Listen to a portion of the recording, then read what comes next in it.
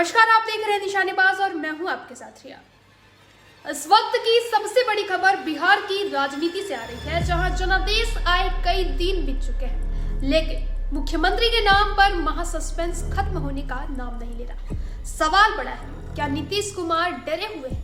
कल उन्होंने इस्तीफा क्यों डाला? क्या बीजेपी अंदर ही अंदर कोई महाडील कर रही है, जिसकी खबर दिल्ली के मौन और पटना के कयासों से बाहर नहीं आ रही है? देखिए इस पर एक रिपोर्ट। बिहार विधानसभा चुनाव में एनडीए को बहुमत मिलने के बावजूद मुख्यमंत्री पद को लेकर राजधानी पटना से लेकर दिल्ली तक जबरदस्त सस्पेंस छाया हुआ है।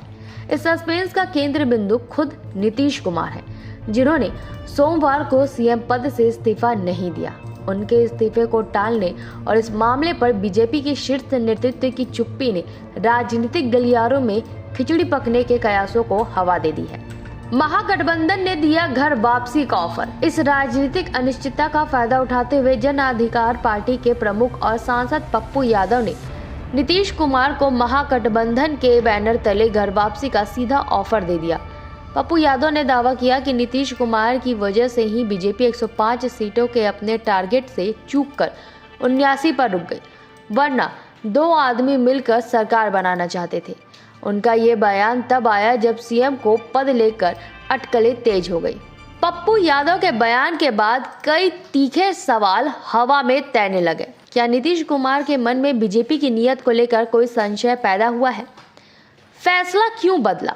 वो इस्तीफा देने गए थे तो फैसला बदलकर वापस क्यों आ गए? टारगेटेड तारीख, विधानसभा भंग करने की तारीख 19 नवंबर को ही क्यों दी गई? बैठक क्यों टली? जेडीयू विधायक दल की बैठक टालने के पीछे क्या कारण था? ये सवाल स्पष्ट रूप से बताते हैं कि पर्दे के पीछे कुछ बड़ा चल रहा था, जिसकी भनक आम जनता और शायद गठबंधन के कुछ नेताओं को भी नहीं थी। एनडीए में 3 दलों की मुहर, फिर भी सस्पेंस क्यों? आश्चर्य की बात यह है कि एनडीए में शामिल 5 दलों में से 3 प्रमुख घटक दलों, जिसमें लोजपा, चिराग पासवान, हम, जीतराम मांझी और रालोसपा, उपेंद्र कुशवाहा के नेताओं ने खुले तौर पर नीतीश कुमार के नाम पर मुहर लगा दी है। यहाँ तक कि बीजेपी के डिप्टी सीएम विजय सिन्हा ने भी सार्वजनिक रूप से कहा है कि नीतीश ही सीएम होंगे। इसमें कोई भ्रम नहीं है। इसके बावजूद सुपर सस्पेंस इसलिए नहीं रुक रहा है क्योंकि बीजेपी के बिहार के नेता तो नीतीश के नाम का समर्थन कर रहे थे, लेकिन दिल्ली में बैठे शीर्ष नेता मौन थे। प्रधानमंत्री आवास पर 3 बड़े नेताओं की 3 घंटे तक बैठक चली। उस पर बैठक से कोई आधिकारिक खबर बाहर नहीं आई।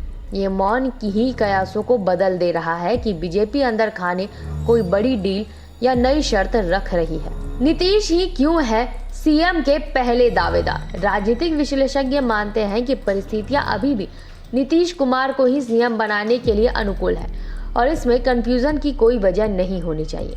एनडीए ने बिहार चुनाव में नीतीश कुमार के नेतृत्व में लड़ा था, इसलिए वह पहले और स्वाभाविक दावेदार है। नीतीश कुमार अभी भी बिहार की सियासी धुरी है और सबसे स्वीकार नेता है। एनडीए को मिले जनादेश में उनकी सुशासन बाबू की छवि की अहम भूमिका रही है। भले ही बीजेपी 79 सीटें लाकर सबसे बड़ी पार्टी बनी है, लेकिन जेडीयू भी 43 से सीधा 85 सीटों तक पहुंची है।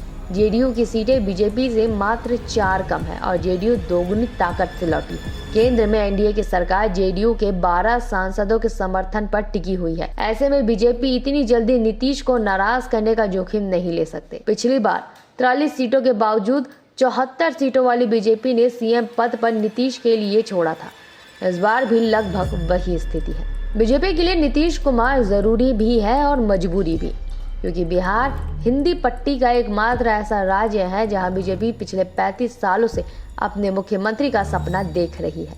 बीजेपी के पास क्या थे रास्ते?